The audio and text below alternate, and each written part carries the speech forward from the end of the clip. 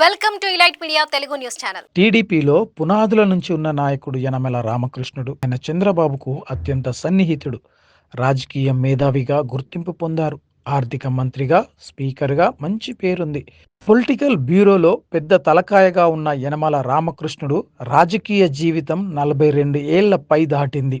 ఆయన రాజకీయ జీవితంలో ఎప్పుడూ పదవీ లేకుండా ఖాళీగా ఉన్నది బహు తక్కువ.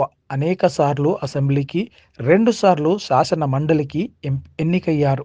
యనమల రాజకీయం మార్చి 30తో ముగియపోతుందా అన్న చర్చ అయితే ఉంది. ఆయన శాసన మండలి నుంచి ఎమ్మెల్సీగా రిటైర్డ్ కాబోతున్నారు. మళ్ళీ ఆయనకు అక్కడ బెర్త్ ఉంటుందా అంటే అది కూడా చెప్పలేని పరిస్థితి ఉంది.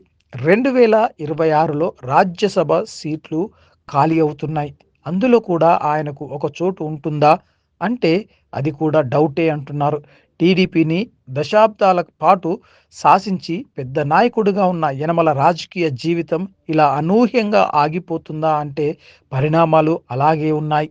ఇటీవల కాకినాడ పోర్టు గురించి మాట్లాడుతూ బీసీలకు అన్యాయం అని కొన్ని కీలక కులాలను ప్రస్తావించడంతో ఆయన చంద్రబాబుకు రాసిన బహిరంగ లేఖ కూడా సంచలనమైంది. ఆది నాయకత్వంతో ఆయనకు గ్యాప్ అయితే వచ్చింది అని అంటున్నారు. మొత్తం పరిణామాలను చూస్తే గనుక యనమల రాజకీయ జీవితానికి పెద్ద ఫుల్ స్టాప్ పడబోతుందని అంటున్నారు.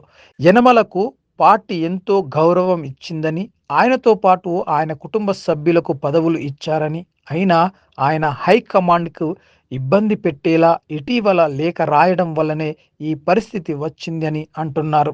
ఈ మొత్తం విషయాలను గమనిస్తే కనుక యనమలకు ఇక రిటైర్మెంట్ ఖాయం అని అంటున్నారు. యనమల ఇంతటి సుదీర్ఘ రాజకీయ జీవితంలో పార్లమెంటుకు ఒకసారైనా వెళ్ళాలని అనుకున్నారు. రాజ్యసభ సభ్యునిగా పనిచేయాలని భావించారు. అది ఇప్పుడు నెరవేరే అవకాశం లేదని అంటున్నారు. మొత్తానికి చూస్తే ఈ సీనియర్ లీడర్కి ఇక రెస్ట్ అని అంటున్నారు. ఇందులో ఎంతవరకు నిజముందో తెలియాలంటే కొద్ది రోజులు వెయిట్ చేయాల్సిందే.